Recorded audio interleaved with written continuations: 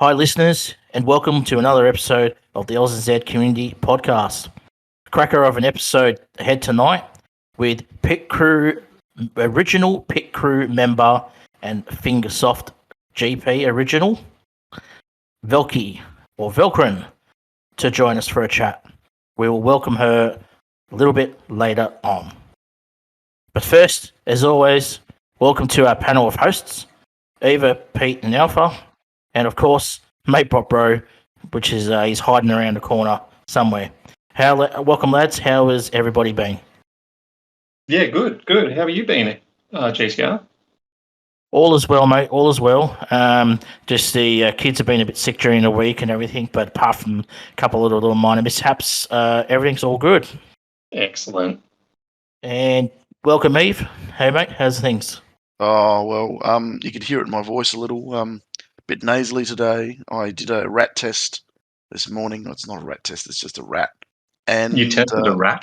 I tested a rat. I don't have COVID, but I got a bit nasally and a bit of a cough. So there'll be lots of little dropouts through the night as I cough into my sleeve because I don't want to give COVID to myself, which I don't have, which is great. But it's negative result, which is positive.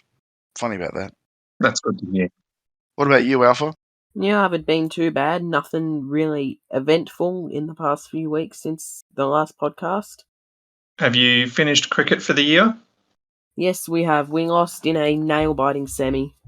Ah, spewing. Unlucky, mate. Get them next season.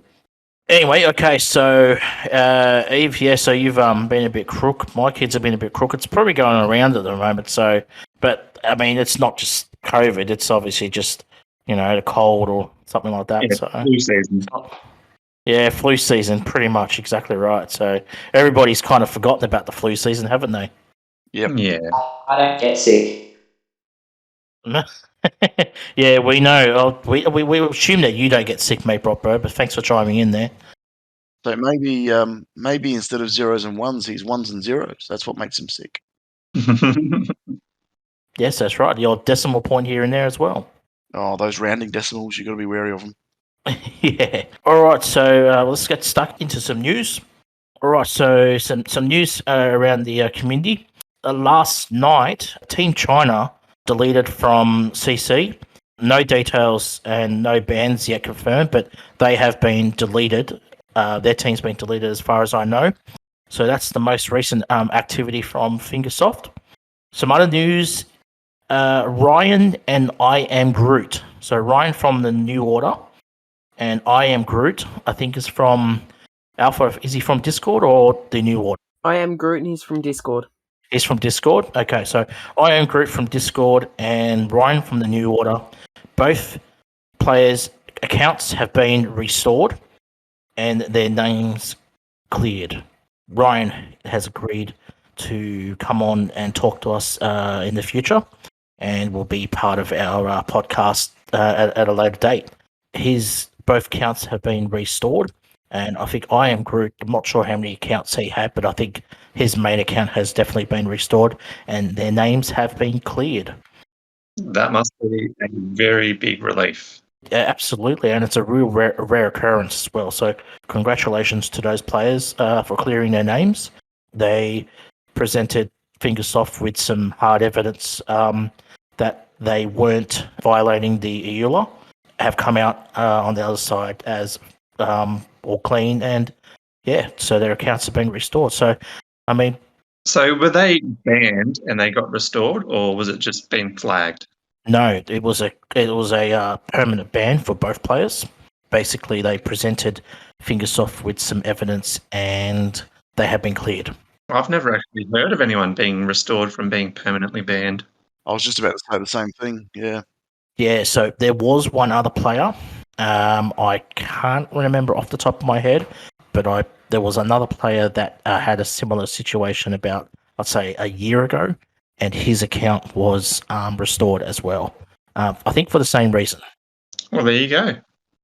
Yeah, so I mean, look, if you're a legitimate player and you're not, breaking any violations or rules or anything, and you've got the evidence to back you up, it's good that Fingersoft do the right thing and restore people's accounts if it happens. But I mean, there's cases obviously that it doesn't happen quite often, and I'm guessing those people can't back up their bans with evidence, and they remain banned, I guess. Yep, makes sense. Yeah, it does make sense. So I was flagged the other week when we did our last podcast. I was flagged for about 2 days, and I emailed Fingersoft and got them to look into my account, and I was cleared. So, I mean, if you're a legitimate player, you've got nothing to fear, nothing to worry about. Sometimes flags happen. I know a few of the Fair Play mods, their accounts have been flagged. Even Pit Crew have been flagged. But obviously they're legit players and they will get cleared. So, which is a good thing that Fingersoft recognise that some errors do happen. Moving on to some other news, AUSNZ have created a fourth team, an official Team 4, welcoming in Big Sing and the Hooligans crew into the team. So Hoonigan. yeah, Hoonigans Rejects have merged together to create Team 4. So the most active and the best players from each teams have created Team 4 and are well on their way to probably competing with Division 1, I guess. Congratulations to everybody involved there. I know Larry's been working hard behind the scenes, and so has Big Sing. So, but we welcome Big Sing to the community. So welcome, mate, and good luck with everything. So I think he listens in occasionally. So big shout out to Big Sing. Okay, so yeah, apart from that, I think we've got all the news here. Does anybody have some news they want to share, or anything that I've missed, or Alpha, Eva? No other news. Nothing from me, no. Okay, no worries. Alrighty, Pete, do you want to let's get into some team events and some public events? I know team events haven't been really that exciting as of recent, so let's go through those horrid couple of team events that have just gone past. Well, we'll start off with the public events. Last week's one was Newton's Law, which was a soccer ball long kick. That one was pretty fun. I didn't mind that one. The strategy was to have your rally car with jump shocks, thrusters, and air control, and you just sort of like jump in the air before the start line and then slam down onto it and pinch it with the boot or the back of the car. So you flip over and hit your head on it, and it sends it flying. If you do it right, you can get around 15 to 18, depending on the track. But it usually took me about almost to 30 seconds left out of the 2 minutes to get it actually right. I think there was a player who got 1,900 meters. Jeez. Do you know what track it was? I do not. I know there was a lot of people getting pretty good distance on track 6. But I'll Let do me that one. see. Yeah, track 4 also got a lot of good distance as well. I know because it was a short run up to the flags and to the ramp. So I think track 4 was pretty good. Track 4, 1,938 was the current world record. Not bad. So I was going to do something a little different on this one. I was going to try and work out the pop culture reference of the name of it. So Newton's Law is Newton's Law of Motion, and I assume that is everything to do with the soccer ball. If you kick it forwards, it goes forwards and then slows down. Makes sense? Newton's law is an object will continue to go in its path until acted upon by another force. Which would be an uphill slope. Our cars hitting it was the force, and then it would obviously go in the other direction. Yep. And then the acted upon by another force would be the uphill slope. Yep, and that'll stop it. Stop it immediately. I had a lot of fun with that event. Everybody was doing the rally car flip, and it was lots of fun. So I think I went over by about 100 or so points. Yeah, same on both accounts, actually. I really enjoyed it. Yeah, it was a good event. Way better than the current one we've got now. The sky is lava. There's nothing wrong with that. The only problem is it's just 5 repetitive tracks. Yeah, Some new I ones. don't know why. I just don't like driving on the ground. I prefer to drive in the air. I managed to do most of it with the F1 car. Yeah. Yep. There's one particular track I remember it from a team event, and that's the magnet one. Like magnets, Yep. how do they work or something like that. Yeah. I remember that one, and that one pretty good. Yeah, I enjoyed this. The soccer event was definitely a lot better than the current event, that's for sure. But I haven't really. I don't even know if I've got 100 points yet in this public event yet. I sat down just today and spent an hour and did the public event. Oh, it was less than an hour, I think. I'm sitting on 28 points at the minute.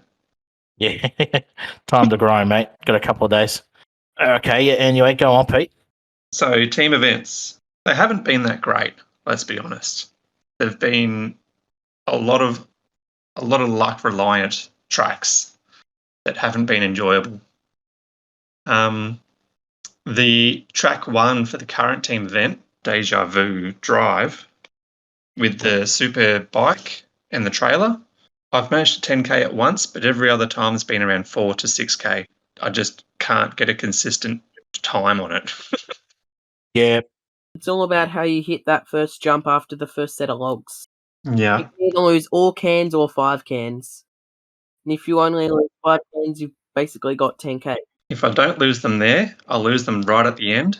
yeah. On that little dip hit, a little hill bit before the finish line. Yeah, I lose them regardless. I've only managed to do it once. Every other time it's been a fail. So I think Fingerwoods has been used for like almost every type of time attack. It's been used for a stay on the ground, which we had to do with Supercar. It's been used for normal time trials. And I think it might have been used for a flip time attack too. Yeah. Yeah, Fingerwoods is quite popular, isn't it? Because it's a very bumpy track and everyone hates it, which is why it's the best choice for team events, apparently. Yeah.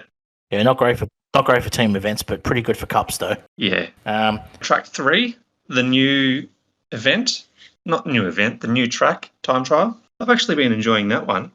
I've been using the supercar. Most people have been using the formula, but I use the formula for the multi-jump because I just can't kangaroo the Mark II. That's track 2, the new time attack one. Oh, is it? Track 3 is the multi-jump. Yeah, well, I got them mixed up.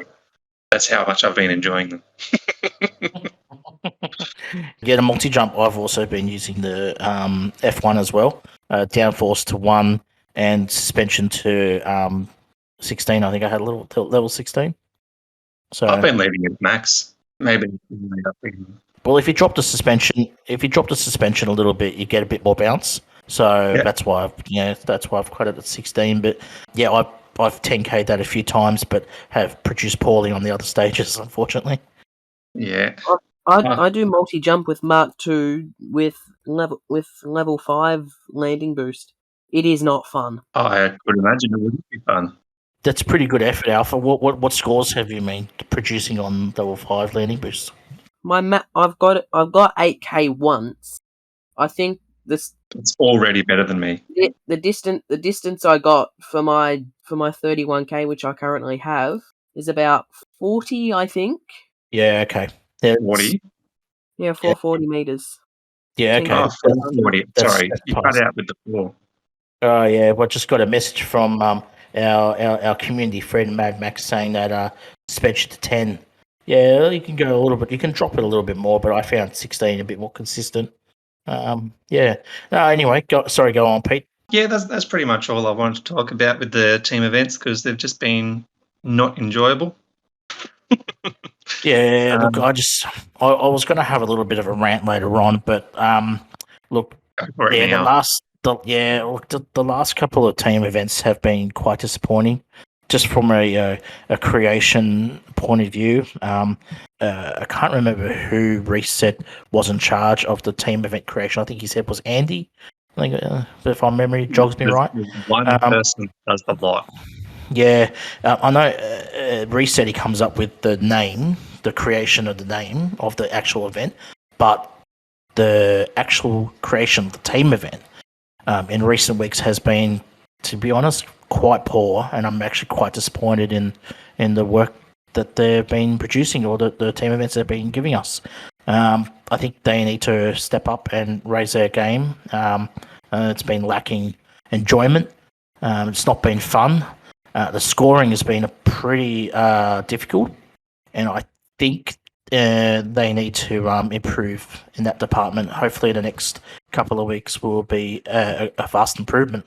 Anything you want to say about those ones, guys? Go for it now about the team events.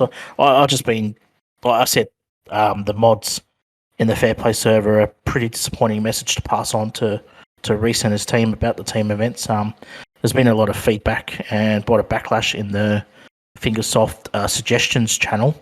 I've read quite a few things there that I've agreed with, and it's really taken the fun out of the game. And I've been thinking, maybe it's just time to have a rest from the game and come back when the events are a bit better. But Can I just say, Yep. that they are the type of events that, especially in CC division, just show the faults in leagues.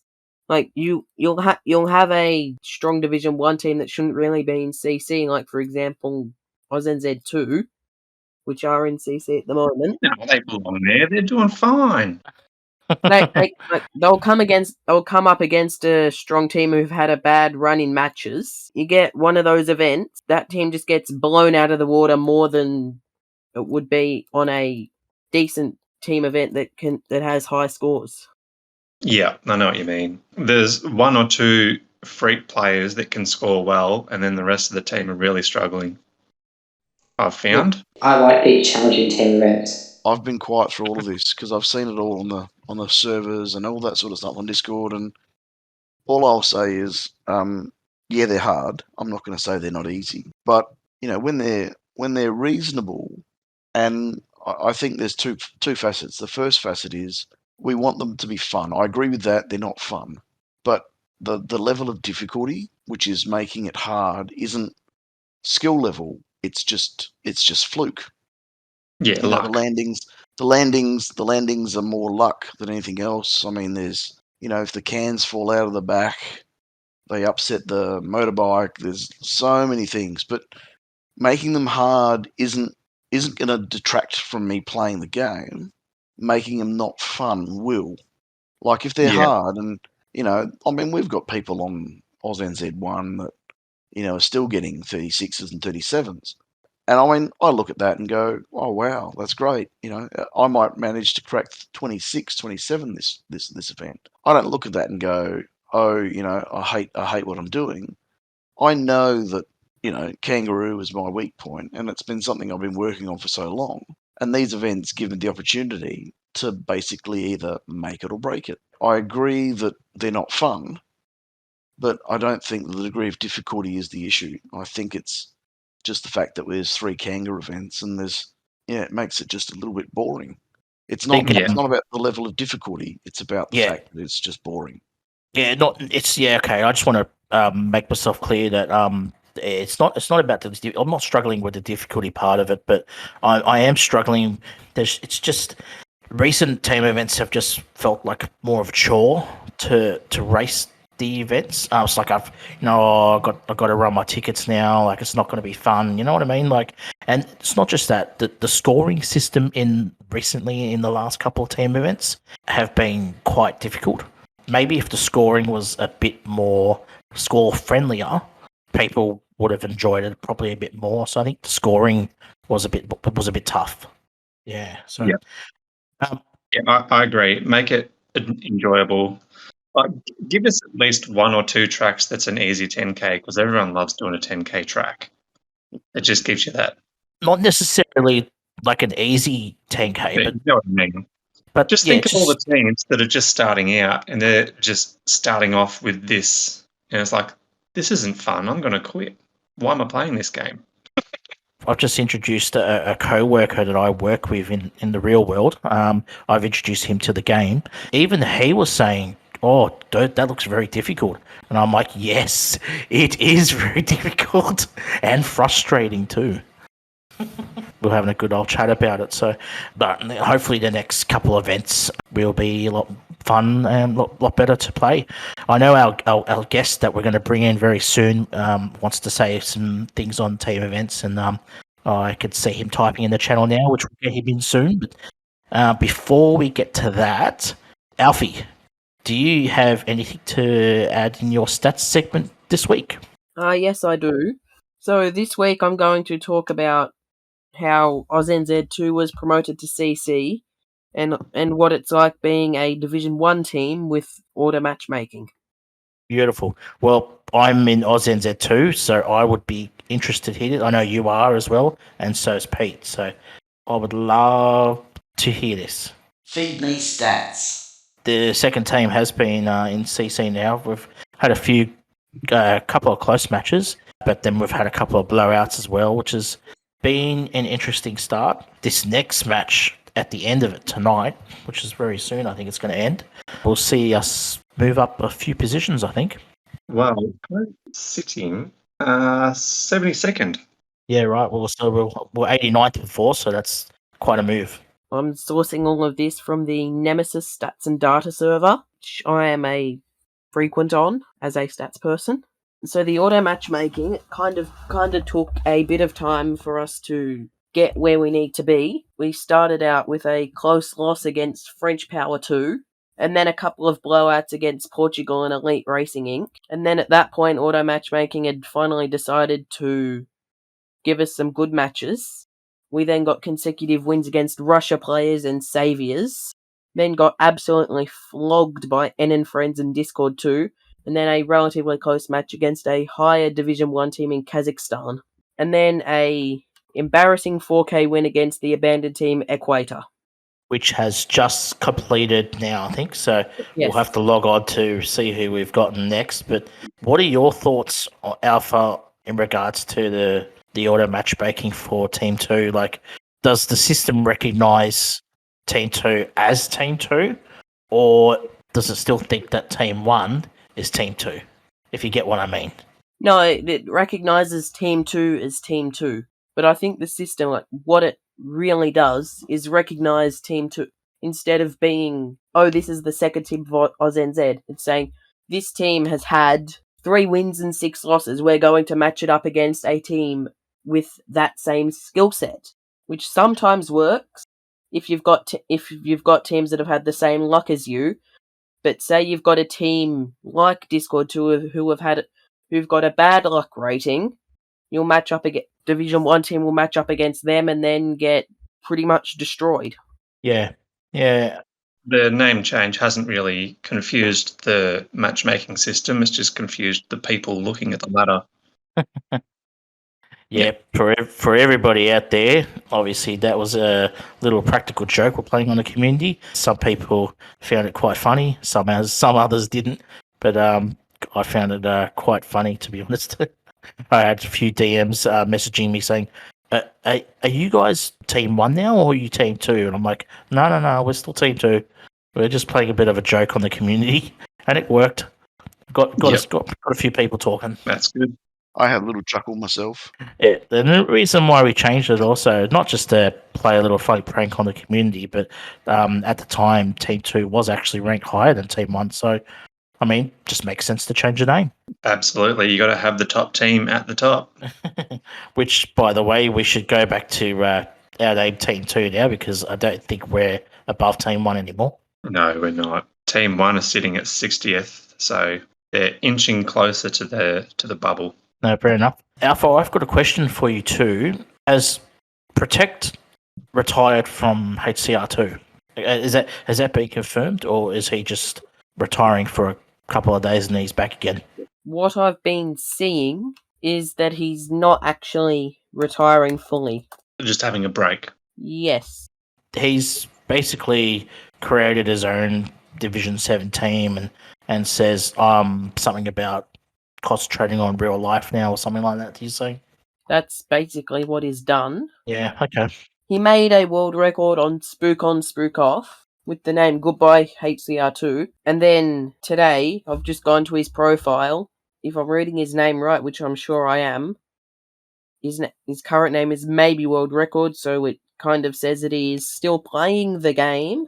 He's probably just taken a rest from team events, isn't he? Because, kind of like the rest of us, he's a bit sick and tired of the recent team events, maybe. That team's still playing down in Division 5. Maybe he just doesn't want to play competitively much anymore, just wants to have a little break. Eva, what do you got for us this week, mate? Okay, so someone suggested, and I say someone, it was you, I look at a video. You're welcome. No worries. I watch a video, and it was a YouTube video by Mr. HCR2, who explores the difference between maximum main parts or maximum modifications, which is, the engine, the turbo, the grip, suspension, versus maximum parts, additional parts. So, with every car or vehicle you have in HCR2, you can increase the engine, the turbo, the grip, the brain on some of them, suspension on others, the exhaust or rotation ability, the motocross and the mono. So those four main parts, do you need to max them? And if you had low main parts and you had high equipped parts, what would be better? So you're talking about the difference between tunes and parts in regards to low or high, and you Yep, can pretty much. yeah. So if you've got a high tune with low parts, or you've got a low tune with high parts, what's the difference? Which one's better? Now, we're going to link the video because it's a pretty cool video. The majority of it is low tune, high parts will trump high tune, low parts, which is what you expect. The one thing I'll add to that, and I've done this with my alt account, is that my tunes have not gone past 17. I don't have any of the hats on my alt. I haven't done all the tunes all the way to 20. And in doing that, I've probably saved a couple of million coins. So a couple of million coins that I've saved on that, there's probably more than that. I will get someone to check out what that is. I'll do it on the spreadsheet one day. But What have you stopped at? Have you stopped at like 16? 17 across the 17. board. There are a couple of exceptions, of course. The brain on the Moonlander has gone to 20, and the thrusters on the Moonlander have gone to 20, because without that you can't separate the capsule. And then there's a couple of other little things that I've done along the way, but majority of them at 17. And like everything, like even the current tune for the current event, which is about to finish, with the motorbike, people are saying lower the tune on the car, lower the parts tune as well. And I keep going back to the same thing. HCR2 says to us, hey, buy all these parts, do all these upgrades, and then we find out that we'll go faster if we don't have the upgrades maxed. I just keep asking myself the same question: why are we doing the upgrades? Yep. Most of what I'm trying to get across is watch the video. It's a pretty cool video, but over and above that, you don't really need to go max on your tunes, but it's best to go max on your parts. I totally agree with everything you're saying there. Always tell new racers not to max out your tunes straight away, because there's not much difference between the higher levels in regards to level 17, 18, 19, 20. Yeah. Now, If you watch, Vershak or IO, and even a couple of other guys who do the videos, and they're doing videos from their Chinese games, so they get them earlier. their Chinese account, yeah. The Chinese account, they're all running 16s and 17s anyway. That's right, and their parts are higher as well. So, yep, was fascinated by that video. While you were talking before, I was just trying to credit our friend who made the video, but I couldn't remember his name. But HCR2. That's his name, is it? Yep, Mr. HCR2. That was the link in the video you sent me. Mr. HCR2. All right, very good. I don't think he listens to our podcast, but just in case he does, a shout out to him. It was a good video that he created, which we will put in the team description and the links down the bottom.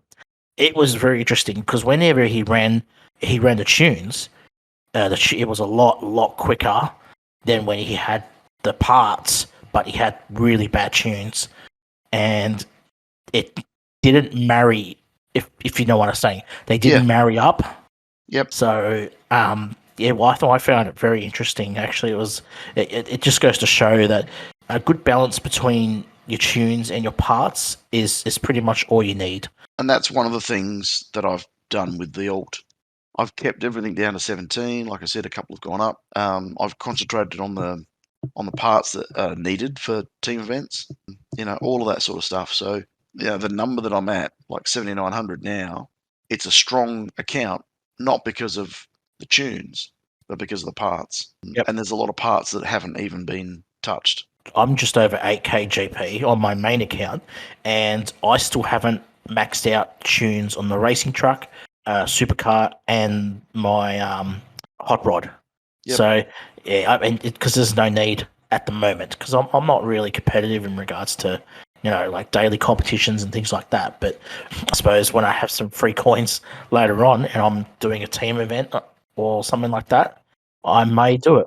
It's interesting you mention the daily comp, because the last daily comp that we did, I was having a bit of fun with my alt account. I was running back to back. I'd only run 10 gems. I'd only run the 10 free runs, but I would do it after I've done, I'd done 20 or 30 runs on my main account. I'd use my alt account with the same tune, with the same setup, but with a lower tune, but with max parts. And the differences in some of those runs was less than 0.5. Yes. Yep. Across, a longer one, and less than 0.2 across a shorter one. And on one of the tracks, it was with a tank. On one of the tracks, my alt account beat my main account. There you go. And your main account is maxed. Yeah, my main account is maxed, and the alt account was at 17s. Obviously, fuel on the tank is at 20 because you need longer fuel for some of the longer no fuel events. Yeah, the tank. I mean, it was a series of lucky bounces. The good old lucky bounces. I managed to get the same 3 lucky bounces across both tanks, and my alt come through, and we're talking about 0.1 faster. So they literally went across the line with the tip of the tank sticking forward. And you could easily say, oh, that was the paint color. That was the. It's just a feather on the outside of the tank that got me across the line. Yeah, pretty much. And then before I forget, DeBell, who I used to play with him on LTR. My alt has moved accounts, has moved teams. I'm now with TNT, which is with Tessa Cat and Cthulhu. We had the Cthulhu guest and sorry, I was trying to remember how to pronounce the name before I said it. And Cole and a few other people as well. So big shout out to all the people on TNT. Thanks for welcoming me along, and just having a bit of fun with them, and catching up with some people that I haven't spoken to in probably 18 months. What does TNT stand for? Is it like dynamite or? I have no idea. I will ask the question of Tessa and find out for you. Before I get this sidetracked, DeBell sent me a screenshot of his new record. It was a world record. It stood for a day. It was in the mines, the mines adventure track, using his favorite vehicle, which is the Moonlander. He managed to beat GL Fly by a couple of hundred meters, or just under a couple of hundred meters, 8,188. And he said there was a fuel can at 7,000, just before 7,077 meters, which was very hard to get to. And if you got that, you'd manage to get to a bit more. So he managed to get it, got 8,188, and then overnight, GL Fly come back and smashed it by 500 meters and got 8,600. So big shout out to DeBell. He's a cool kid who's aiming hard to get some records. He's one of the highest starred in Australia, and pretty high up. I think he's in the top 100 in the world. So collecting all his stars for adventure. Great work, mate. He's And with a low GP too. Well, not low, but about a mid-range GP. Yeah, he's in the 6.5, 7,000, somewhere like that. Yeah, exactly. I'm better at adventure than DeBell. mate, bro, mate. So you got to show us some records to prove about that if you going to get cocky there. But thanks for that. Yeah, big shout out to DeBell. He's what a champion guy he is. If I was to have any inspiration in regards to getting my Canyon year, it would come from him. And Trekkie as well. I think Trekkie is not far behind DeBell on the leaderboard. We'll have to get an update on that. Eva, you mentioned tanks before. We have a special guest in waiting who is a bit of an expert on a tank. Do you reckon it's about time to get her in? I think so. Hurry up, GTR. Okay. Sorry, Brobot. I don't mean to upset you. All right, well, guys, let's bring in our guest for episode 10. She is a well-known racer within the HCR community. Currently racing in our first team, believe it or not, and has been doing quite well. I've been keeping an eye on some of her scores and ranging from 36k to 37k in recent team events, which is, especially for the last couple of team events, has been a bloody good effort. A pit crew member and an original Fingersoft GP official. I think she lives in Paris, France. Might have to correct us on that. It might be a outer city and around there. From France, we welcome in the amazing Velkyrin to the AUSNZ podcast. Welcome to the show. Bonjour tout le monde. Welcome Australia, New Zealand.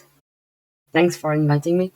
You are absolutely welcome. It's a great honour to have you on the show here with us. And yeah, it's you're finally here, and we're looking forward to getting to know you a bit better and talking to you, Velky. So I've had the pleasure of talking to you now for a couple of months through Discord and our DM conversation, and you sound like a great person, and it's been an honour to have you on the show.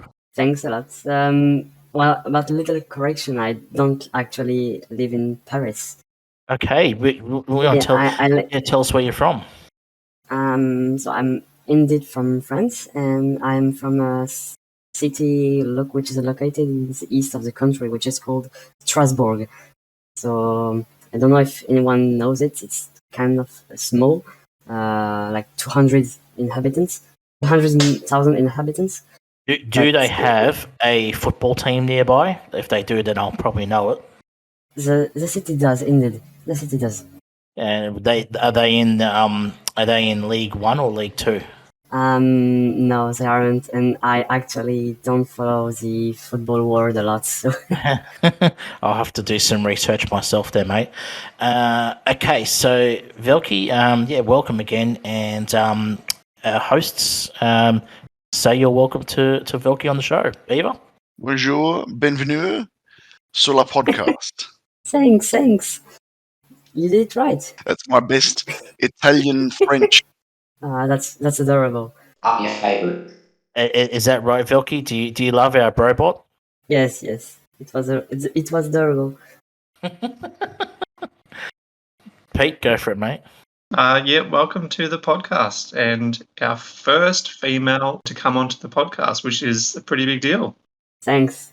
It's true, yeah, absolutely, and it's an honour to have you, and let's get stuck into it, mate. Alfie, you want to say hello? Yeah, hello, Val. Hello. I would say something in French because I'm learning it at school, but I've literally forgotten every word. So Bonjour,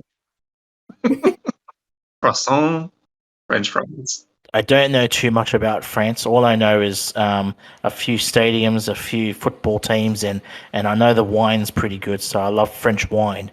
But that's about it, isn't it? That's about it. Yeah, the wine is technically one of our specialties in France. Love the French wine. I drove from Paris to Frankfurt in a rent-a-car in 2014, and driving out of Paris in a rent-a-car was horrendous. Absolutely horrendous. Once I got on the freeways, the autostrade there, it was great. But getting used to being on the wrong side of a car. Yes, indeed. You used to drive like left, right? We drive on the left, but we're in the right hand side of the car. So Okay. It didn't help that my ex-wife, who was in the passenger seat, was telling me to go left with her voice and using her right hand to show me which way to go. So everything went wrong. Funny. Everything went wrong that trip. How funny. So I stopped listening to what she said, and that got me in trouble. I blame her there, mate. To her hands instead. I know after the third time where she had pointed left, and told me to go right, I just stopped listening and watched the hands, and then it was great from there on. Yep.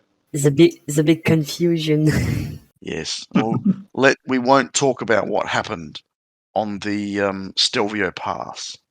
Oh, it's always been a bit of a bucket list to see France one day, and I still would love to go there. Velky, you want to tell us a little bit about yourself, where you're from, what you currently do, things like outside the game and everything. So the floor is yours, Velky. Go for it. Tell us a bit about yourself. So let's begin. I'm Velkyrin. I'm a player of HCR2 from about 5 years now. I began in the early days. Actually, student in civil engineering in France. 22 years old. What can I say more? How did I discover the game? It was actually my brothers made me discover this game. If I actually have to thank someone, it would be my brothers, because without them I wouldn't be here actually. And does your brother still play? I don't think they used to during like 2 years maybe, but I don't think they are actually playing right now. That's probably because you're better than them now. There are other games such as Brawl Stars and Clash Royale, but not HillClimb Racing 2 anymore. How's life over there? Where did you say what was the city called again there, Velky? Strasbourg. Strasbourg? Yes. I'll have to Google that later on and see where exactly in France that is. But Is that where the sausage comes from? Straz? No. I think it's You're thinking of a German city. Frankfurt. Yeah, I was pulling a leg. I know it's German. To be more accurate, the city is located at the border between France and Germany, at the very east. Okay, so right on the east on the Yes. border between Germany and France. That's it. Beautiful. I'd love to go there. That's definitely a bucket list of mine to travel to that part of Europe. Europe in general, to be honest. I've not been to Europe before, so would love to go. And yeah, it's definitely something I would love to do. But give us a bit of a brief history on your HCR2 experience, Velky. So, did you start playing from HCR1? Originally, yes, I played HCR1 like 7 or 8 years ago, and then I mostly played HCR2. Back in the early days, it was a normal situation. I wasn't really involved in several ways to play, or I don't know, I don't remember exactly. But in, I would say around 2018 or 19, I think it's 19, I got my first world record with the tank. Yes, you Which love the tank, and how many? Do you know how many records you currently hold with the tank at the moment? Sorry for putting you on the spot, but at the moment I don't actually know, but the peak I've reached, so the absolute peak I've reached was about 220 world record at the same time, combining every vehicle in every mode. 222, you said? 220 world records. 220 world records. Now that's just not with the tank. That's with various vehicles as well. Like tank, racing truck, John buggy, and some other various world records in adventure. That's incredible. But I have 221. Of course, you do. Of course he does. Always wants to get one better. Mate Robot does. That's really impressive, Velky. Yeah, amazing feat to get that many world records. I'd be happy with just one. Well, yeah, I must say, how do you keep track of them? They're just, you've got to spend hours following through and making sure you're still on top. well, how do I keep track? Well, first of all, I record every of my world records since like 1 year, I would say. When I get one, I create a challenge and note down all the tunes I had. So whenever someone beats them, I just go back to what I noted, and I can maybe improve the strategy or change everything. So when you know that it's been broken, how do you know that someone's broken your record? I randomly check them. Okay. Not every day, but like yes, it's a random check. You would probably, if you had that many world records, you'd have to have some sort of like spreadsheet or a list of, which track, which vehicle, so forth. I do. Yeah. Yeah, well, okay. We'll have to go through and do our little research. But Alf, you can maybe do some research later during the week and see how many you currently hold. But yeah, that's very impressive, mate. So I remember having a world record in one of the mines with the motocross that lasted 3 hours. I got it. The karma. I think it was 3 to 6 hours because I got it at like midnight and went to bed, and I was really happy with myself. And I checked it in the morning, and I was in 6th place already. There was 5 people who'd used the same tune and basically beat me, and I cried for a day. as you would. I had a tractor world record that lasted 10 minutes until our very own tractor master Linge beat it. I think I'm now like 16th in the world on it. That was back when Gloomvale Cup first came out. Was it an adventure one? No, the time trials one. A Storm of Stumps. One of I think my oldest world record, which hasn't been beaten yet, is tank in Trail of Fall, so downhill trails, and it's standing for 2 years actually. Wow, that's very impressive because that's quite a popular track because it's a short track as well. I am leading by like 1/100th of a second, and if you search the leaderboard, you can still see my old nickname. We'll have to get a screenshot of that. If Maxi or Just You are listening, log on to the game and get that screenshot posted to the server. I've already got it. Oh, beautiful. Speaking of old names, it's a good transition to maybe speak about my team history throughout the game. That was going to be literally my next question to ask you, but you beat me I to it. I predicted you. You saw the future. Go for it. As everyone knows, the team were founded in 2019, if I am right, April. Because I was one of the beta testers at the time, I had the opportunity to found one of the illest teams in the game, which was the Team RN, which stands, it's like an old, I would say, how do you say that? Prefix? A prefix. Yep. It was one of the prefix I kept from Mario Kart 7. I know it's a bit like kindly, but I didn't care. And this team lasted like for until November of the same year, until I decided to merge with another team to be bigger, which gave the RN, which is on the world record that I hold currently for 2 years. And after that, things were a little bit trickier because for our team, keeping members and keeping growing is always a challenge through good time. Decided to again merge with another team to be even bigger, but things accelerated a bit, and like some decisions were not really well taken. So I abandoned my lead post, so I wasn't the chief of the merge team anymore. And after that, I went in Jedi Phoenix for several months, like 7 or 8 months, I think, from like May 2021 to December 2021. I think they may have a team in Division 1, actually. Okay. So they're still going? Yes, and after that I took my break and then joined AUSNZ. Which we could not be happier. I was going to say, yeah, that's when you came in, when I started speaking to you and you were on break, I remember. Yeah, you were, and then you were like, yeah, I want to come back and race with you guys, and could not be happier.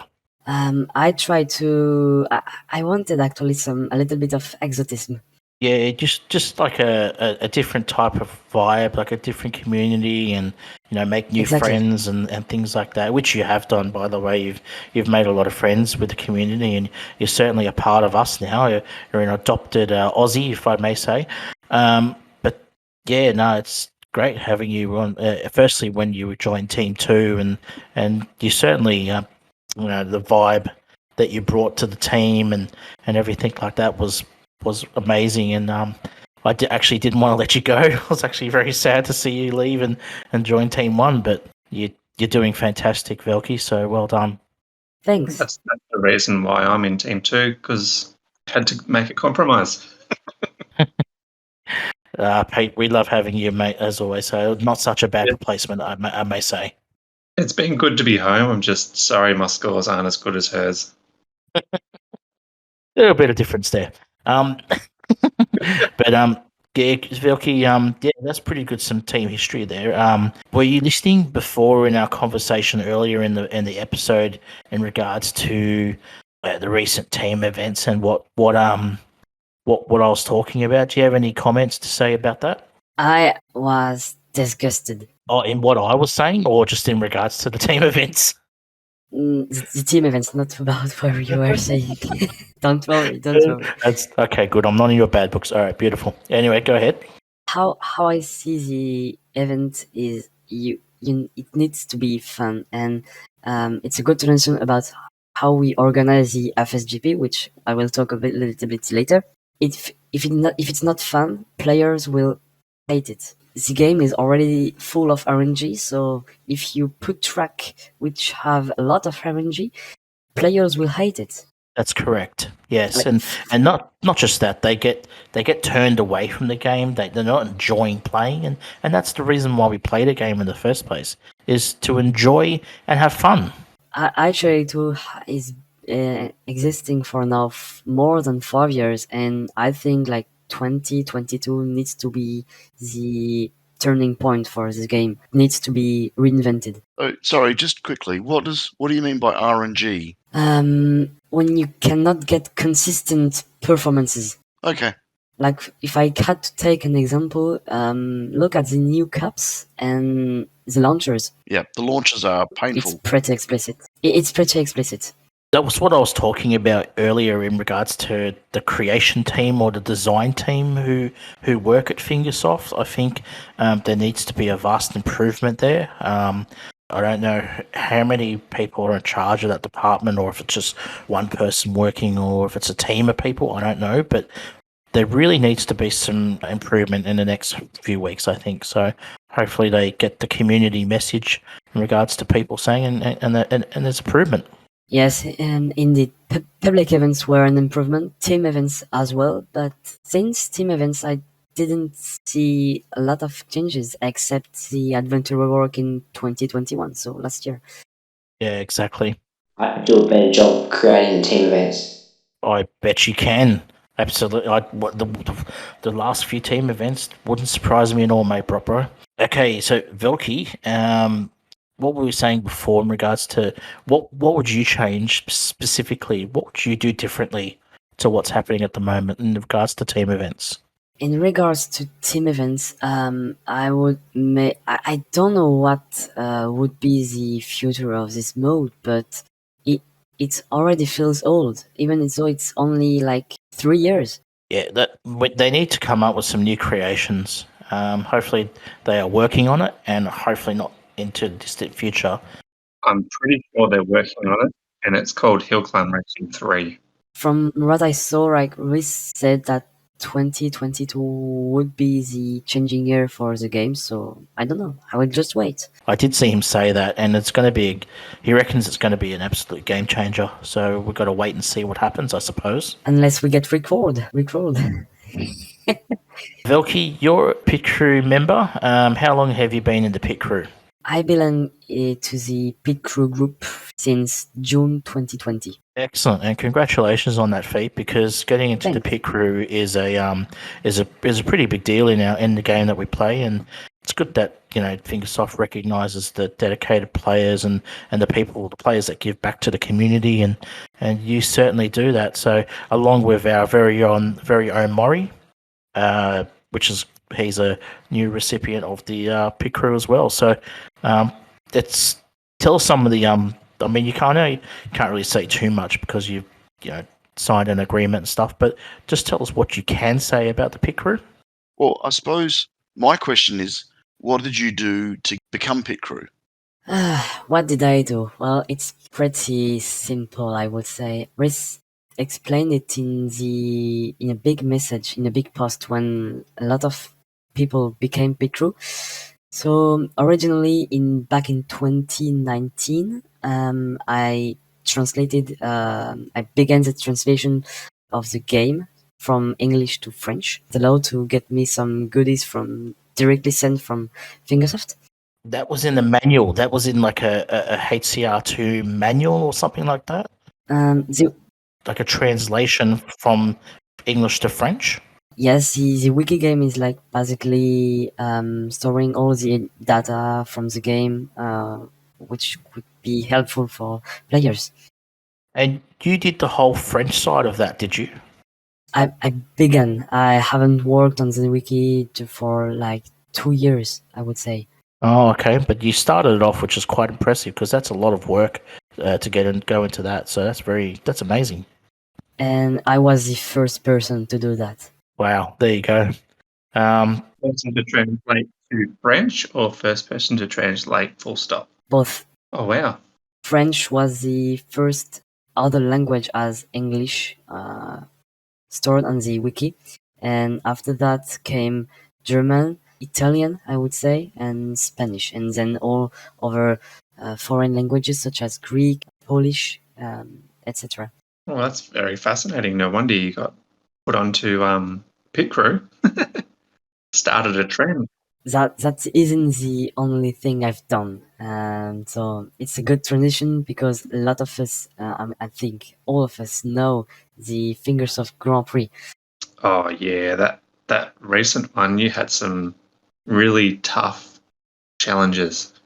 Actually, the idea didn't come from me. It was from another person called the Diamond, so like Diamond but without the D. And he organized in a very small community with only French people and gathered around 100 people together for like several days and twice. Yep. I was like, but why don't we organize it in a bigger scale? And I had a relation with Riz due to my beta tester status. So I talked to him. I presented him the idea of the tournament, and there we go. He agreed, and we organized the first edition during the big quarantine in April 2020. Yep. And here we are.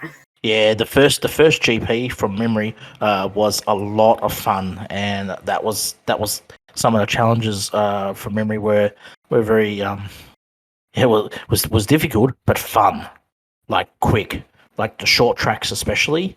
I think one of them was Country Road with the motocross, landing boost, and a couple of other parts. I think start boost, wing, something like that. It was a lot of fun. Ever since then, I've loved playing the GP. And after that, so Diamond, I was like, Riz made us people pit crew. So me, Mahi, Sosis, which was already here, Thomas, but not Diamond, who never answered to Riz offer. I'm actually sad about the fact that the original creator of this ID isn't actually in our group, but that's life. Yeah, fair enough. I was actually thinking of the second GP. Sorry about that. Correct myself, not the first one. No worries. Yeah, I just got corrected by our other pit crew member in the server there. Okay, so yeah, just want to tell us a bit more about the GP, and then we'll go on to some questions from us hosts and from the community. Yeah, all right. So as I said, the GP was originally created in 2019 by Diamond, but was run only at a small scale, so only French people. Then the tournament saw the day in April 2020 with backup from Riz and the FS dev team. The organization were a little bit, a lot messy, if you remember right, but we weren't prepared for everything, and we still managed to run the tournament without a lot of damage. Yes, and as Maury is remembering me, everything was done manually. We didn't have Maurice but to help us. And it was also run in European time, which made it difficult Yes. for other countries around the world to participate.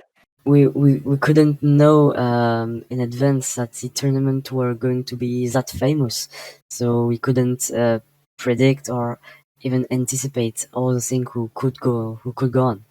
Absolutely, and a lot's changed since then. So then, after that GP, you went on to the second GP.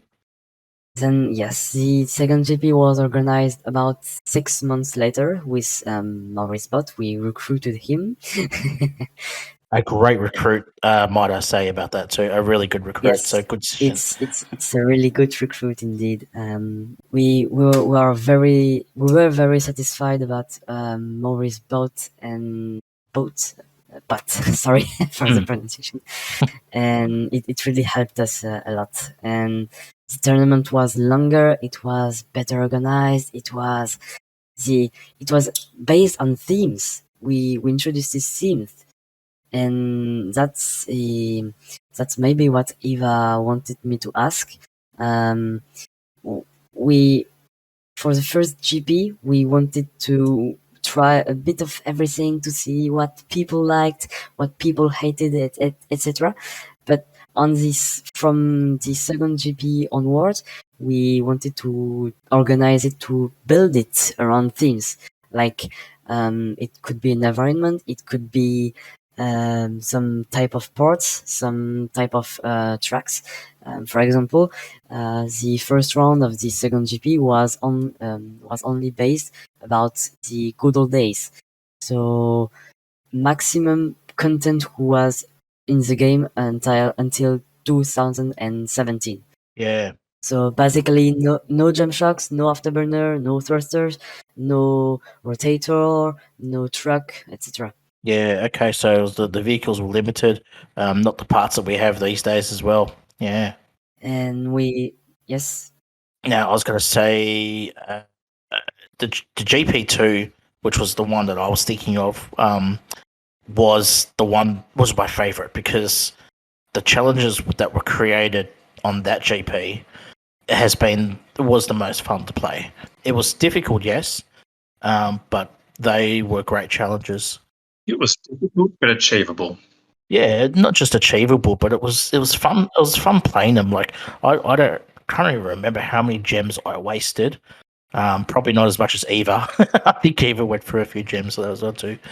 Well, that second GP, I did pretty well in the first round. The second round was all adventure.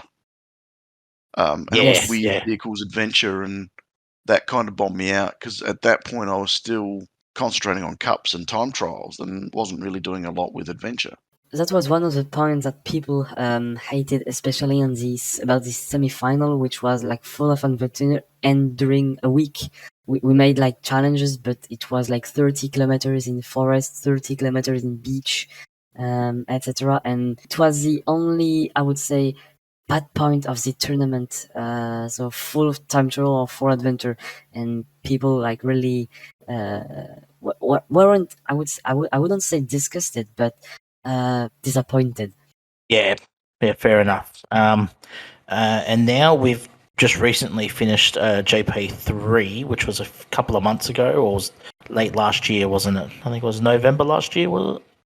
Yep. The GP was the third GP was organized through November and December 2021. So yes, like about 4 months ago, and in this time we wanted to innovate a little bit more, even though we gathered less people, less than 1,000 for the first round. So we were a bit disappointed about the people's number, but we didn't actually care because we thought these GP were the most the best of all of them. It was organized about a war tour. Yep. We went through several locations such as Iceland, the Amazonia forest, Japan, etc.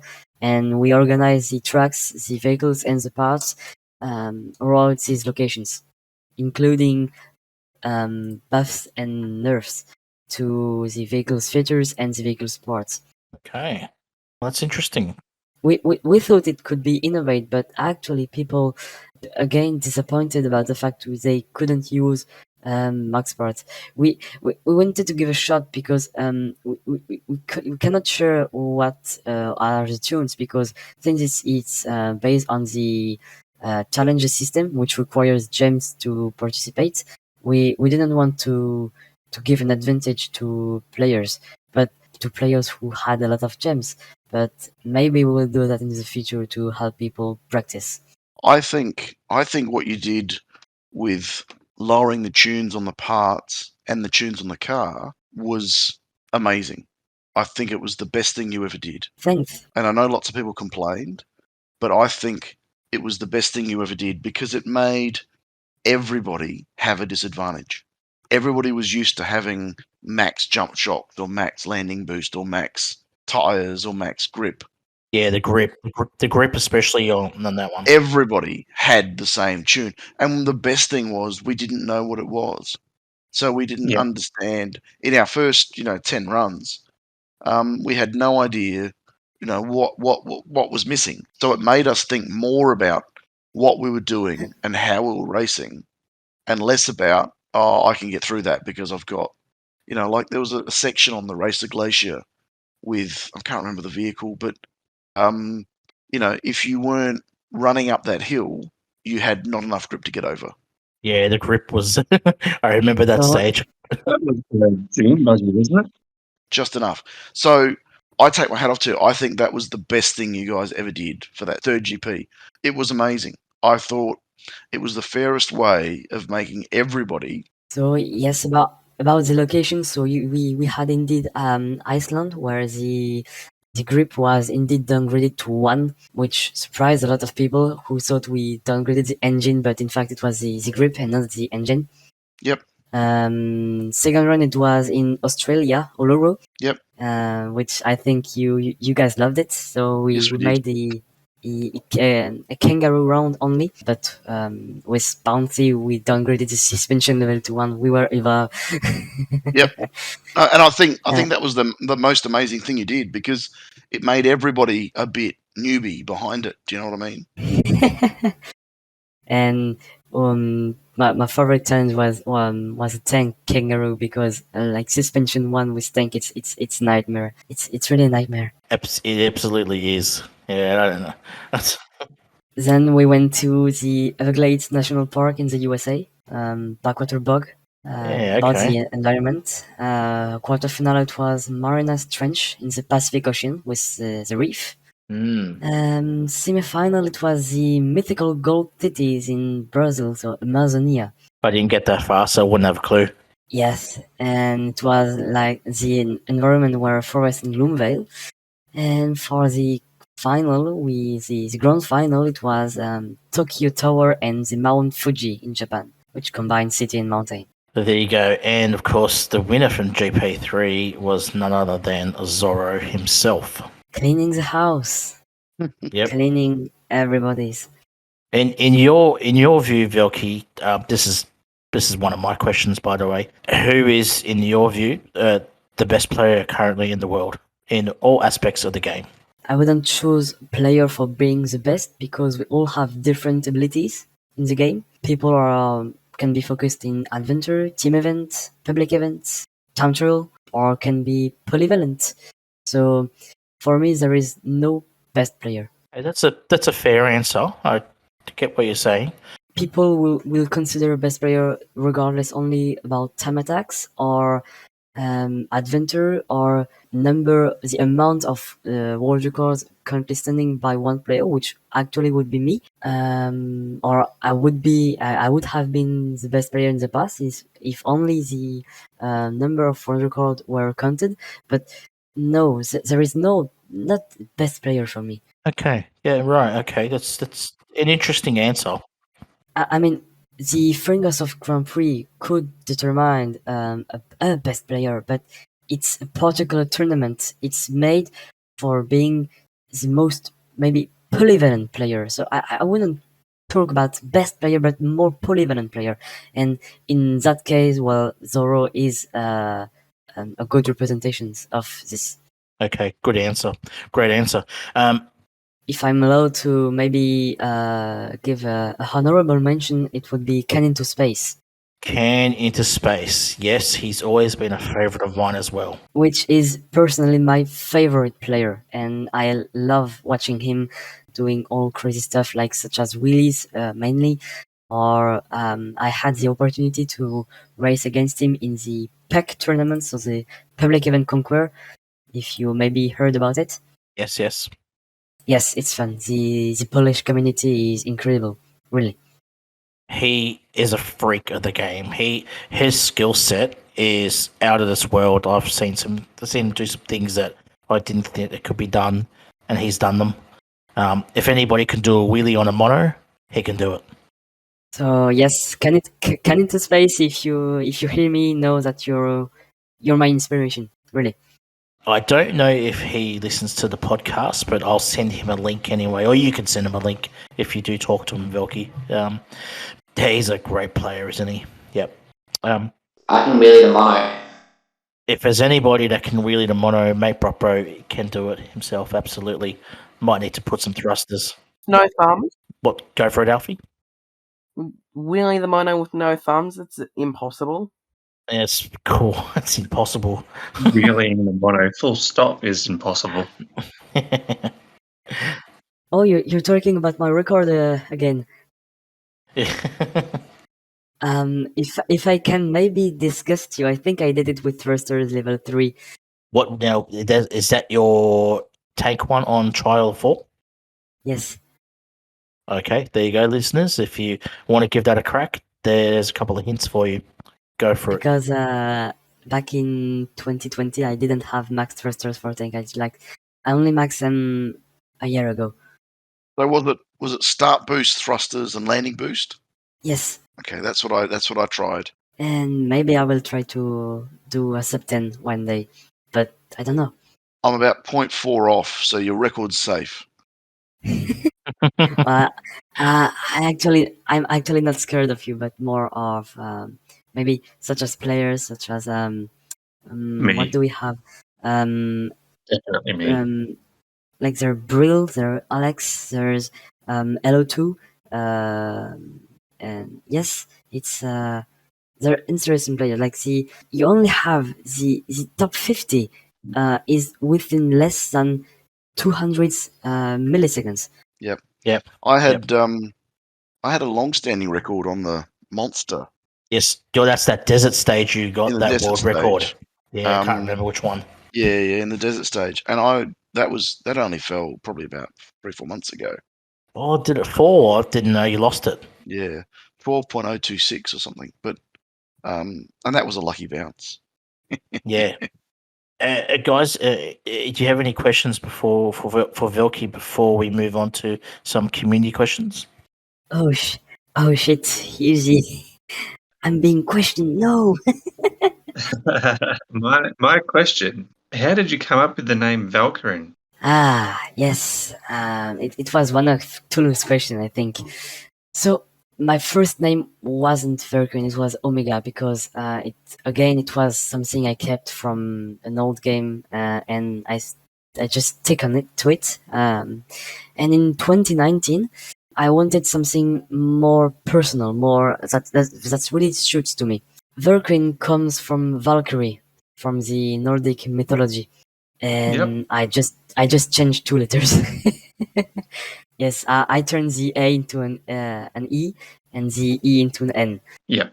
So is it pronounced Velkyrin, or is it how you say well the Valkyrie?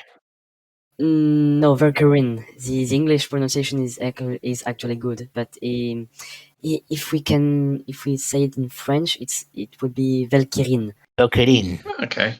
Yes, but never mind.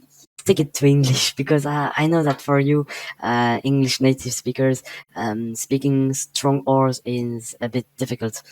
Yeah, us Aussies can't really perform many accents, to be honest, but we give it a go anyway. Some of it have enough trouble pronouncing our own words. For those who are confused, Velkyrin is indeed the female character that I created. So yes, a bunny girl. Yeah. So if anyone watches Marvel movies and Thor, you will see the Velkyrin in that. Very good. Eva, go for it.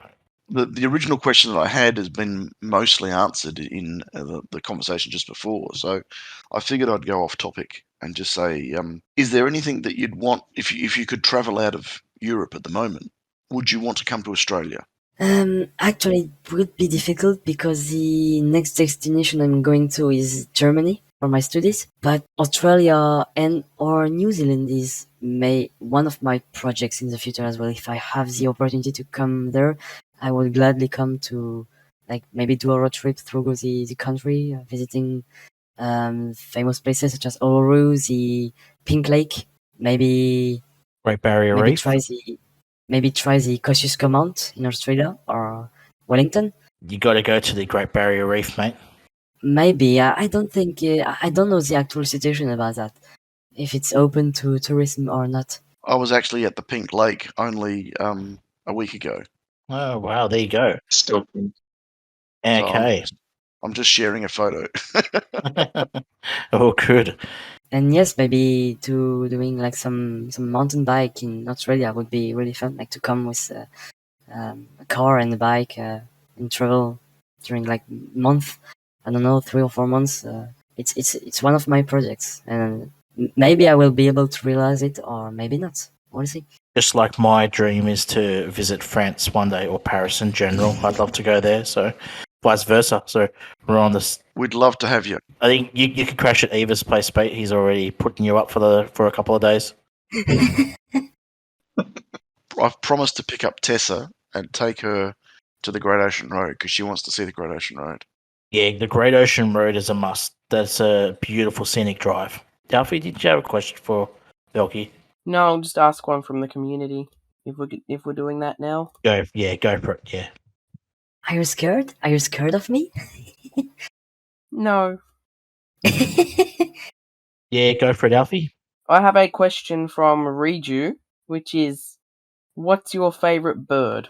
So I'm sorry to disappoint you or read you, but I'm not into birds at all. Not into birds? Okay. I'm now offended. Alpha is a big bird watcher, so he loves his birds. I am offended. How funny.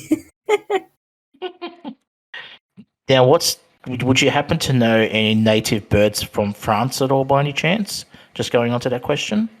Or you wouldn't know? I don't have any idea. Okay, well, maybe we can do some research, Alfie, later, and you can tell Velky some French native birds. surely they've got bin chickens over there too. I don't think so. Go for it, Pete. I've got one from Mad Max. How many times have you wanted to throw your phone? I don't think I've ever considered to throw my phone a single time. I don't think so. Okay, so Really? have you ever rage quit? And just going on that question, have you ever rage quit and got so angry that you just wanted to just put your phone down and never play again? No, I mean I was maybe angry about when I attempt a roller coaster and it just doesn't go the way I want, or in team event or public event. But actually, I never rage quitted the HCR2. I can't remember. I don't know how many times I've done it, to be honest. Lost count. Further on to that question, have you ever just spent heaps and heaps of special tickets trying to get that special score? Are you asking me, did I use special tickets? Do you use special tickets? Yeah, that'll do. Okay. Well, actually, I have like about 100 tickets, and I'm trying to stay at about this number. So sometimes I do use them, sometimes I don't. It depends. Wow.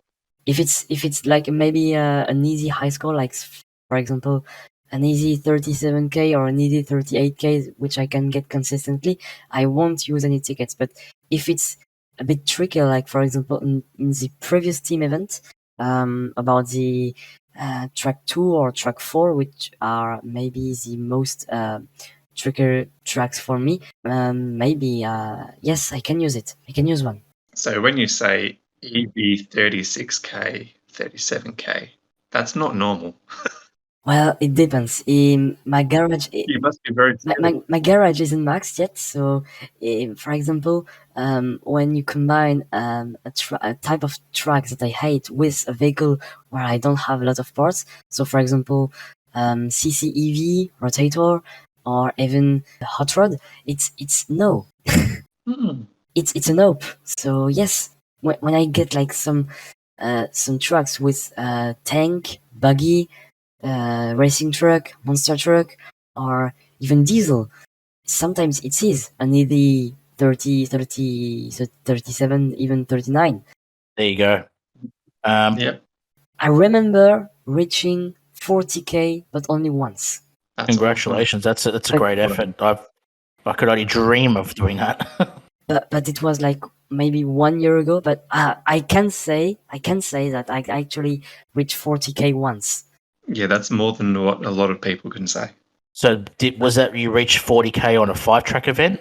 No, 4. I'm just joking. I know. Don't trick me, you fool. Can't help it. I got a question from SP Jane, which is in Sweden HCR2 team, who's a member of our community. Really lovely person. Also plays in our daily competition as well. Why have you not joined Tank Wars? Which is a very interesting question. Not interested. Not interested. Okay, so you just don't want the time trial aspect of the game, or you just don't want to play in general. If I can, I don't know what's the expression in English. Let me search a bit. Yes, I'm a person who likes to go it alone. So you don't want to play like competition style wise with other competitors. Is that right? If I can quote Zoro, because we don't talk between each other anymore, because it's one of the, without adding drama to the podcast, it's one of the person I dislike the most actually. But we used to talk between each other before, and he told me, you don't need a clan, you don't need to join a clan or something like that, because you're a one-man clan. I get what you're saying. I understand. Yeah. Okay. Like all this clan, like SN, NK, RS, etc. He really told me your clan, you alone are a clan. So yeah, I'm not into the whole clans business either. To be honest, I just like my community with AUSNZ, but the whole clans thing I'm not interested in either as well. Yeah. To get back on the question, I actually have a server which is called Health Tanks, but it never grew up, and I'm consider to abandon it maybe. Okay, all right, fair enough. We must, even though Jan joined it recently, but I'm sorry, Jan, but it's I may abandon this server one day. Would you be interested in maybe come and racing our daily competition one day, which is all types of different vehicles, loads of fun, and we don't take it too seriously? No, really. Okay, no problem. That's fair enough. I like to play the game the way I want, and maybe don't follow the some cliche like you need to join a clan, you need to do daily competitions. No, I'm not into that, and that's maybe why I haven't maxed my garage yet, because in more than 5 years, because I'm not interested in playing cups actually, or I mean multiplayer, but only just things I like. Like focusing on team events and things like that. Team events and world records. Team events and world records. Yep. Okay, that's fair enough. No judgment on this side. I'm a hunter. I'm angry. I'm hungry. You're hungry for success. You could join my team. I'm going to start a team and call it CBF. What? CBF is I can't be. You know what the last word is? Starts with an F. You yes. mean can't be. That's the one. We'll beep that out. Oh please no. No. Velky is loving racing with AUSNZ at the moment. You enjoying your time? Oh yes, absolutely. I'm very satisfied with my situation, with my current situation. We're more of a community-based team, and it's more like a friendly banter, like a team. We all come together of all different walks of life, and it's more of a community-based team. We're not really That's- clanned, as you would say. But that is the reason why I chose you. Exactly. Fair enough too. Yeah. This is a question from Kryptonite. Shout out to Kryptonite. You took a break from the game recently. What is your advice to players who feel burnout or need to focus on life and want a break from HCR2? Tough one, really tough one. Indeed, I took a 1 month full break from the game. Well, there's two scenarios. If you decide to never play the game again, just uninstall it and do something else. But in my case, which was to be back Sunday, the way I did it is to not uninstall the game, to keep it in like a small pieces of my memory, of my brain. But with that way, you think a little bit to the game, but not too much. And it's like some sort of balance between the life and the game which is posed. So if you plan to be back on the game one day, but if you install it, you will think to the game way more than if you don't install it. You make a very good point about balance.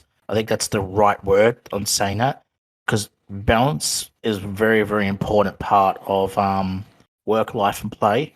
Because you don't want to get burnt out too quickly, and balancing it will stop that from happening.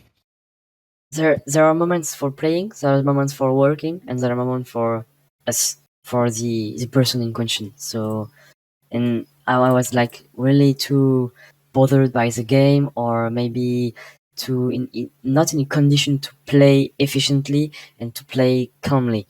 So that's why I stopped the game for 1 month. Fair enough. Good question, by the way, from Kryptonite. So big shout out to him. Yes, I agree. It was actually When you say you plan to not play for a month, did you give yourself a date to start up again, or was it just you woke up one morning and said, "Okay, I want to play"? Sorry, but I'm not sure to understand your question. I'll ask the question again. So you said you had a month off. Did you plan to have a month off, or did you wake up one morning and say, "Okay, it's been long enough. I want to play again"? No, it was planned because I noticed that my behavior towards the community and especially the other pit crew and mods members were degrading itself. Like it was getting worse and worse every day, and I had to stop one day because I couldn't continue with that state of mind. Yeah, That's fair. makes sense. Okay. And it was like one rocks for two hits, as we say in France. Faire d'une pierre deux coups. I was really busy with my own university life, and I had to.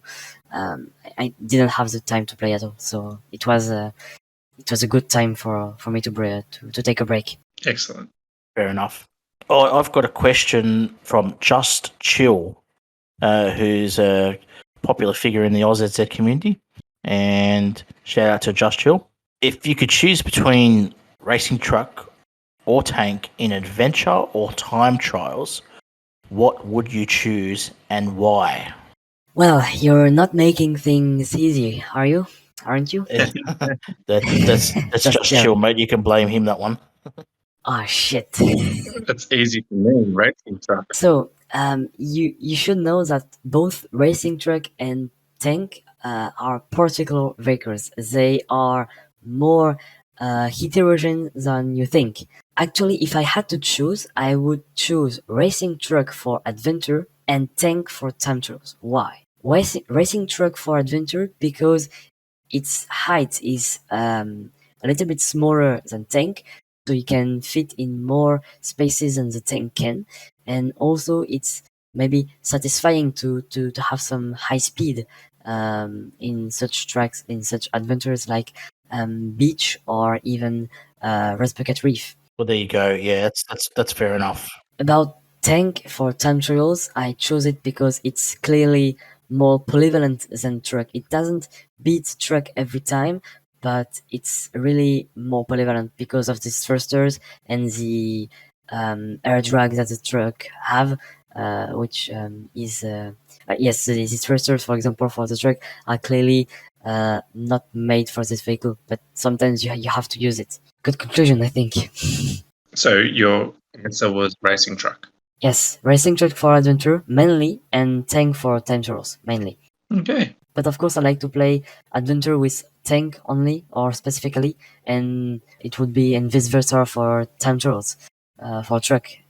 If I had to name maybe some tracks for racing track in time trials, it would be especially the 1 kilometers map, which are a nightmare for the tank, but much satisfying for the truck. Yeah. I've got a question from Aiden. What are your favorite tuning parts to use on the tank and the racing truck? So, are you trying to extract my secrets from my mind? No, I'm just kidding. I'm just kidding. In that case, it's spin boost. I'm just kidding.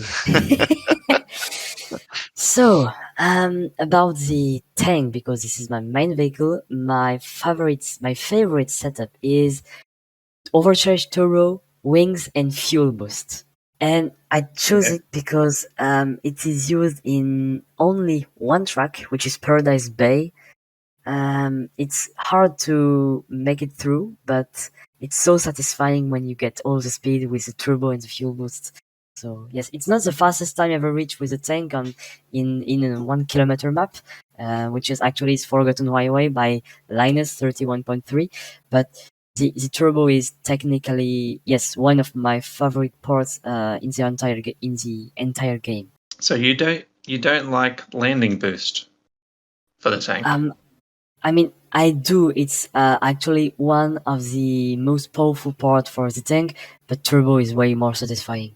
Okay. Turbo has a real timing thing because it needs timing, it needs skills, but it's so satisfying when you get it right. Yeah, when you get it right. Like even with tractor, with the turbo on the tractor, if you get turbo tractor in the right spot at the right place, it will shoot you miles into the air. Tractor, supercar, tractor, supercar, even Dune buggy, Yep, but it's all about timing. It's all about getting off the gas, getting back on the gas as quickly as you can. And if I maybe can extend the question about the most used setups for the tank, it's currently thrusters, wings, and landing boost, which requires less skill, but some tiny tricks can make the difference, and that's why it can make you having a lead by maybe 1 or 200 milliseconds against your opponents. Just going on about the overcharged turbo, Cthulhu did say last week that the tank is the strongest and most powerful overcharged turbo in the game. I disagree. Yeah. No, it's not. It's not the most powerful turbo because. Okay, so you disagree with that one. Is it the tank then? No, for me it's the supercar. It's the supercar, right? Okay, we might have to do some experimentation with that. I have in mind one record for supercar that was made by PR Ashtar in Sandy Swimshoot, if I am right. And the replay is still available, but you should take a look. The record is just insane. Like the tractor, it's a bit random, but the supercar is way more efficient. Yes, that's it. That's it. Track 12.326. Okay, you and Cthulhu are gonna have some conversations later on. Anytime, bro. Anytime. Yeah, it's interesting when you were saying that about that last week, but the supercar, definitely is very powerful. And about the maybe rotator, but what? No. Supercar is definitely powerful, more powerful. The truck, my most favorite setup is afterburner, wings, and landing boost, because you can get so much speed. Like it's afterburner, wings and landing boost. just take a look at it's used in several tracks, but the most famous one is obviously Forgotten Highway. That's a great track, isn't it? When I haven't the record, the record back then was like 35 seconds. I destroyed the record by 6 seconds. Wow, that's That's with incredible. the monster or with the. When I made it, I literally had 29.4 time or about that, and the second was like 6 seconds behind me. And that's with which vehicle? The tank. Racing truck. No, the truck. The setup for the tank is way less efficient. Yeah, the monster Because truck the- really flies, doesn't it? It's a racing, very racing truck. It was a racing truck, not the monster truck. oh, the racing truck. Yeah. Okay, the racing truck. Sorry, my apologies. It was. Come on, GTR, get with it. And for the most used setup with the truck, well, actually, I couldn't. Even if I'm very experienced with that vehicle, I couldn't actually say one because they're very different. You have like wheelie afterburner wings, you have turbo afterburners coin boost, you have some setups with thrusters. So in my mind, you don't have a most used setup with the truck because you can technically use all the parts except, of course, flip post. Okay, so I got one from Cap A, who's a bit of a regular in the Fingersoft server. If you know Cap A. No, I actually don't. I don't know a lot of people. I mean, except the most active one, but Cape, no. Okay, he's a regular in the Figuresoft server and PMs me every now and then. So he says your profile on your About Me, in your profile it says that you like tanks and trucks. He asks, why don't you talk about using the monster truck and the diesel? Because they aren't massive enough. Your go-to vehicle when you play cups. What's your preference? Where do you go for cup Tank. racing when you do play? Tank. And you just purely tank only, or you mix it up every now and then, or just tank? Only tank. I think she's tanking, actually. Yeah, I only say that because various stages are better vehicles for other stages. Some tracks are very difficult with the tank, but I guess not to you because you're an expert on the vehicle. But for other players, the normal players like me, I would struggle. It will surprise you, but sometimes I skip some cups because it's a waste of time, and I know I will lose to rallies and everything. So, but in other cups where thrusters are dominant, you just crush everyone. Yep. Yeah. Very true. Very, very true. Do you mean you just don't participate and take the loss, or what do you mean by that? Yes, if I have a chance, I may maybe get second place, but not first because, like, for example, in the mines or in the reef environment, the tank is clearly disadvantageous. Yeah. Okay. Fair enough. And if I know only by seeing my opponents that I won't have a chance, I just skip it. Yeah. Okay. Yeah. Just skip it, and it goes on to a new cup. Yes, an easier one. I'm going to ask the Brobot question. It says, my cousin says you are really nice. Do you feel the same about HCR2 Daily Bot, or as known in the Fingersoft server, Fingersoft GP Bot? What when it's when my cousin is in the question, who is he referring to? so Brobot's cousin is the Daily Bot, is the Fingersoft GP Bot. And it says you are really nice. But do you feel the same way about the Fingersoft GP Bot? Well, how can I answer no to that? You can answer whatever you like. Just remember that Brobot has no thumbs. What? And he has no thumbs, and he's very easily offended. Is it a trap or something? No, it's not a trap. So I mean, about the daily bot, I don't have any feelings, if it's the right way to say it, because I never had a chance to experience events with that. But about the FSGP bot, how can I answer no to that? Because it really made us our lives easier with Mahi, Sosis, Maurice, etc. Even Razor. Yep. Oh, yep. Razor. Big shout out to Razor. Yes. Yeah. Maury's bot came from our daily server, so our daily server was one of the first to use it, and that's where it originally began. Oh, I think yes. I think I remember. I'm still in Maurice servers, aren't I? I'm not too sure, but I think in Maury's server, which is the HCR2 bot server. Yes, I am. think so. I am in. Yeah. Daily challenge events, FS test, HCR2, and yes, that's him. Yeah, so that's where the original bot came from. So, and by the way, the daily bot is the Fingersoft GP bot. They're the same. Just FYI. Okay. All right, Eva, do you have any other questions for Velky? No, I'm quite good. Pete? Yep, yeah, I've got one from Rex Zoo, if I pronounced that correctly. Oh dear, this is going to be great. I know the question's coming. What is your favourite type of cheese and why? Oh, why does he ask you these ones every single episode? I don't know. My goodness. Maybe because there's a member called Swiss cheese.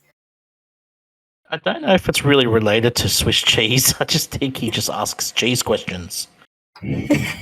Might be cheezels. So about the question, my favorite, I wouldn't say type of cheese, but cheese in itself is the Comté. So Conte, which is produced in a specific region of France. So a little bit to the south than where I actually live. Its particularity is that it can stay in the not the caves, but like some sort of specific buildings to give it some taste and some flavor. And when it stays long enough, like so after I would say 18 months or 24 months, crystals of salt crystals begin to appear, and it gives a really nice taste, and that's why I love it. Yeah, beautiful. So what was the name of it again? A Comté, like this. Comté. Like Comte. Okay, Conte. There you go, Rexu. That's her favourite type of cheese. I have a member of my family which lives in the region, and each time I go visit him, it's always a pleasure to grab some cheese from this region, because I absolutely love this food. Beautiful. All right, guys. I reckon we can probably start wrapping things up now. Usually this time, Velky, what we do is want to give you a chance to make any shout outs to any players in the HCR2 community, anybody you want to say hello to. Now is the chance to do that, my friend. So go ahead, say your shout outs to anybody you would like to shout out to. Well, I think I've said it a little bit before, but my shoutouts go definitely to Canning to Space. Canning to Space. You're going to have to give him the link to this podcast, mate, because yes, introduce him to our little show and tell him to start listening in. Yes, I will do that for sure. Canning to Space. Anybody else you want to say hello to? Any previous members from your previous teams, or anybody in general? Anybody in the Fingersoft server, or? If I have to I wouldn't say select, but give a shout out to another person, it would be Raven. Raven is okay. Yes. Where's Raven from? Raven is from Washington State, and she was one of Fingersoft mods like some months ago. I had a chance to discuss a lot with her, and it's always a pleasure. Yes, great state of mind, great mentality, and also the first person to ever reach Canyoneer. The first person to reach Canyoneer was Raven. Yes. Well, there you go. I didn't know that. Okay, well, let's start saying goodbyes.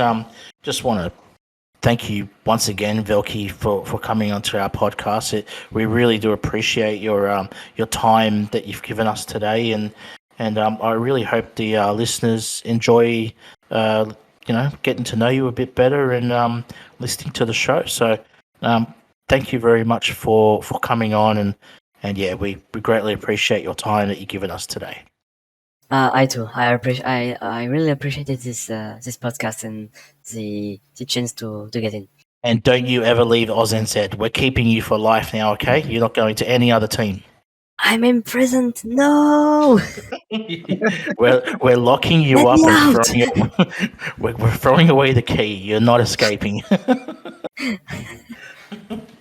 No, it's a pleasure to have you a part of our community, and we'll be sure to talk to you soon. Thanks again, guys, and Pete, Eva, and Alpha, who's left us earlier. Thanks again for another great episode. Been a pleasure. Thanks, guys. Thanks, Velky. It's been wonderful talking to you. Appreciate Beautiful. Just before we go, our next guest next week coming on the show is another pit crew member, and that pit crew member is Daspo, who is coming on the show to talk about a couple of things that's HCR2 related and personal related. So we can't wait to talk to Daspo. We've organised this for a while now, and we'll speak to him in 2 weeks. 2 weeks after that, which will be the 12th episode, is I'll leave a couple of clues.